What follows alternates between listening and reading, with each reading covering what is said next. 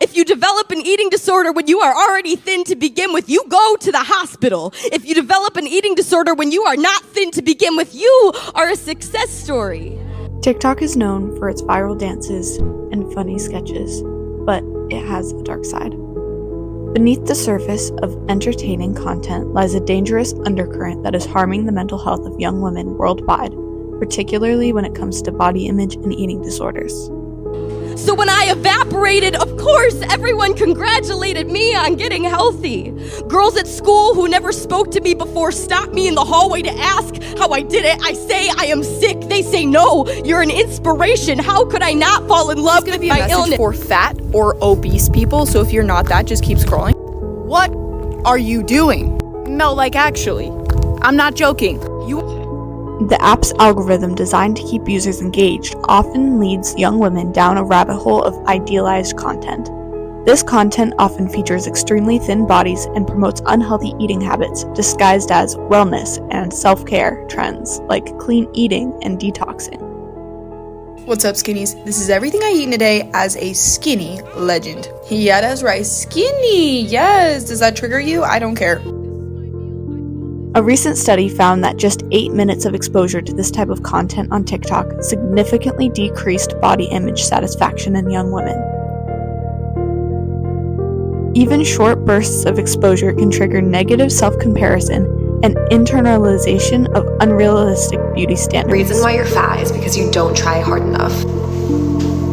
Okay.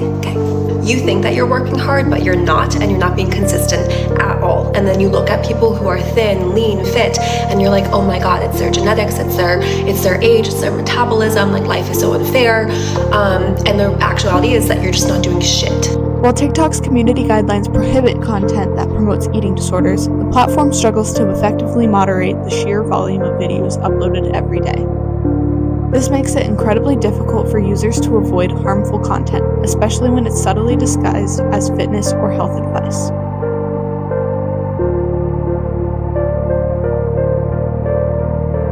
The comment section of these videos are a breeding ground for fat talk, which further normalizes negative body image and disordered eating behaviors.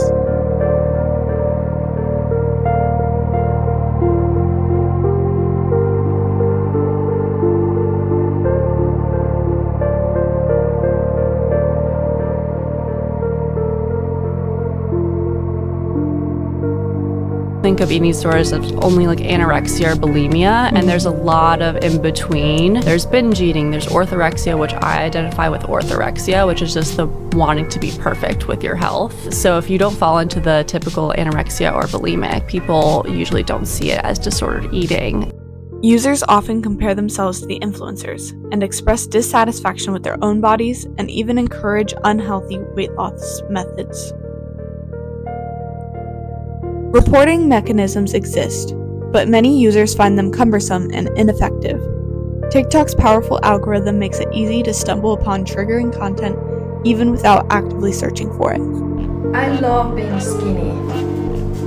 I have been the thick woman. I was the thickest woman. I was known as the woman who's thick. I love my life so much more now. TikTok's negative influence on young women's mental health is a serious concern. It is crucial to recognize the dangers lurking beneath the seemingly harmless trends.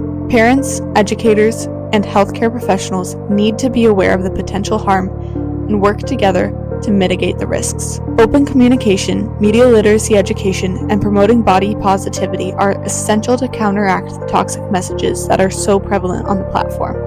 My story may not be as exciting as it used to, but at least there is nothing left to count.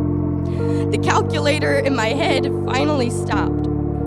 I used to love the feeling of drinking water on an empty stomach, waiting for the coolness to slip all the way down and land in the well, not obsessed with being empty, but afraid of being full. I used to feel cold. I used to be proud when I was cold in a warm room. Now, I am proud I have stopped seeking revenge on this body. This was the year of eating when I was hungry without punishing myself. And I know it sounds ridiculous, but that shit is hard.